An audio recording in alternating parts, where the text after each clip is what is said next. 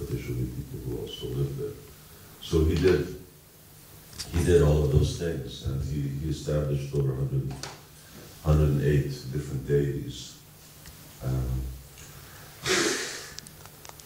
and as well as the proper circuit. It's called 4D circumambulation. What is the order in which one is meant to circumambulate Vrindavan, which is predominantly of 12 forests. We use this word Vrindavan in a very general way. Specifically, Vrindavan refers to one forest, which is Vrindavan forest, which is the biggest forest, but there's another 11 forests. And now in Bhavan Vrindavan, on the east side is the 7 forests like Vrindavan and Sohan and Madhuvan, and on the west side, which are technically Balaram is the presiding deity. Then there's the main forest is Bhavan, and Gokula is there. So these are the 7 main forests, 12 main forests of Vrindavan. Although there are called also Upavans and Upavans. So altogether there's about 160 forests and hundreds and thousands of lakes, and there are rivers, of course, the Jamuna everyone knows about, and there's Manasi Ganga. These are the 2 main rivers that exist in Vrindavan. They also exist in Goloka Vrindavan. They're the 2 main rivers. Now Manasi Ganga looks like a lake. 5,000 years ago it was a river. All that's left of it now is a lake. And there are many, unlimited number of places that mark Krishna's pastime places. Anyway, these were, in general, first established by Vajra. And what happened between Vajra's time and Chaitanya Mahaprabhu's time is not so clearly recorded historically. One thing for sure is that by the time of Lord Chaitanya, things had again become lost. Probably things that become lost and re-established repeatedly over those periods of time. For instance, we read about the story of Shakshi Gopal. Shakshi Gopal took place about 300-400 years before Chaitanya Mahaprabhu's time. And at that time, that Shakshi Gopal deity was standing at the place of the present Govindaji temple. And so it was being worshipped at that time, but between that time and Lord Chaitanya's time, the Vrindavan turned into a jungle again. And one could extrapolate that probably happened many, many times over the period of 4,500 years between Vajra's time and Chaitanya Mahaprabhu's time. And during Lord Chaitanya's time, by the time Lord Chaitanya got there, he'd already first he sent Lokanath and Bhugarva Goswamis, and then he sent Rupa and Sanatana to re-establish places of Krishna's pastimes.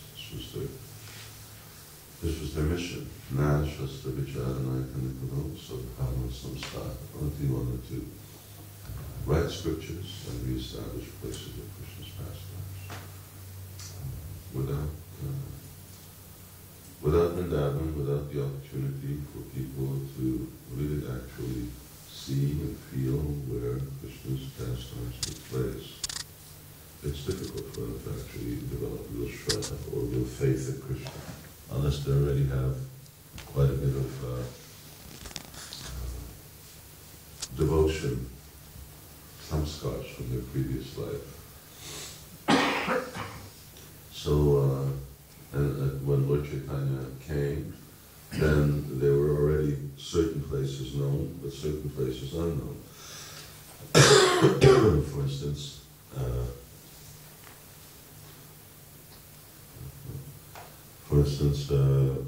Radhakund and Shamakund, no one knew where it was.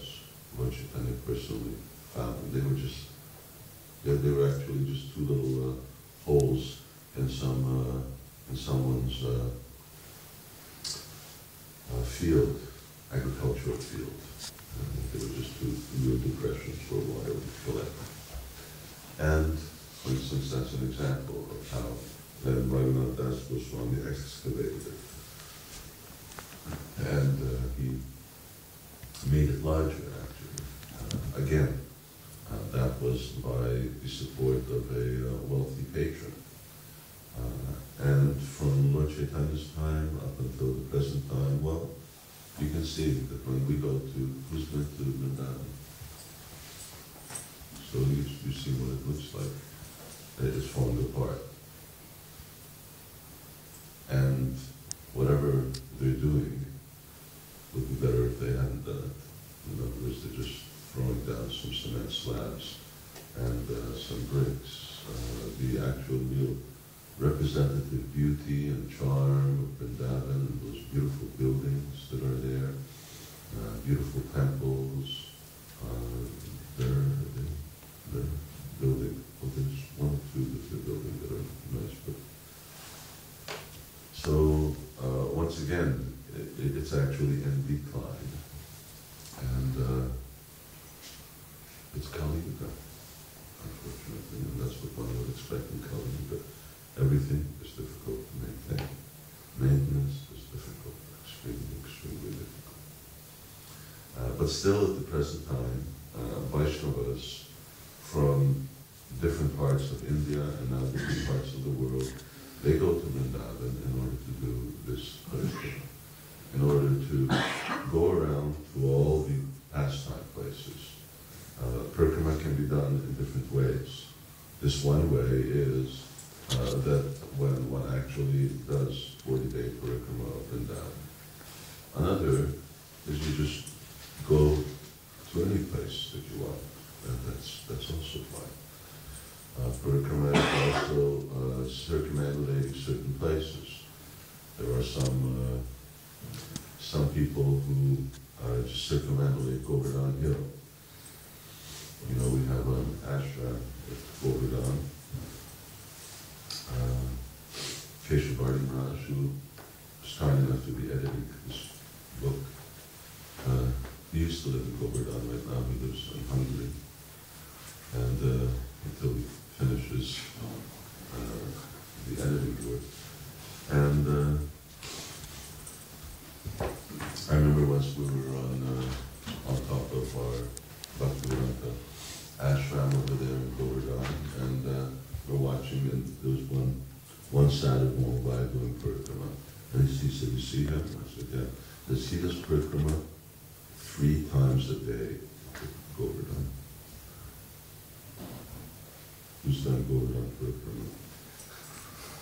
So think about doing it 3 times a day, every day. There's many who do it twice, many who do it just once. 3 times a day, that's like, you don't have time to do anything else. If you're really whipping around, they do it in 4 hours, 4.5 hours. But you have to have a certain amount of samskara for that. So, and they do it barefoot. You lose 50% of your benefit of parikramā immediately by doing it with shoes on. So it's supposed to be done barefoot, because it's not to be respectful, just like to come in the temple barefoot. So Krishna's abode is done also barefoot. And then some people do go around Vrindavan town, parikramā that's not as big, it's like 8 miles going around Govardhan, it's 20 kilometers. So, and that's just the short version. Sivarama Swami would do parikramā of Govardhan Hill every day also. But he would do the outside version of the parikramā, which is twice as long, it's almost 40 kilometers. And he did that every day, even as a old man. And we can just, from his example, we can see how important that was. And I think Goswami, he lived at different places. He lived at Narayan, which is in Vrindavan, on a little hill called Vladasavitya. And Vladasavitya, Avitya means the sons of Aditya. or sometimes it's translated as the 12 sons. And the Radha Tila is where when Krishna came out of the water, when he was dancing on the hoods of Kaliya. And that took place for quite a long time. He was dancing, he was in the clutches of Kaliya, he was dancing on the hoods of Kaliya, and then Kaliya's wives, who were devotees,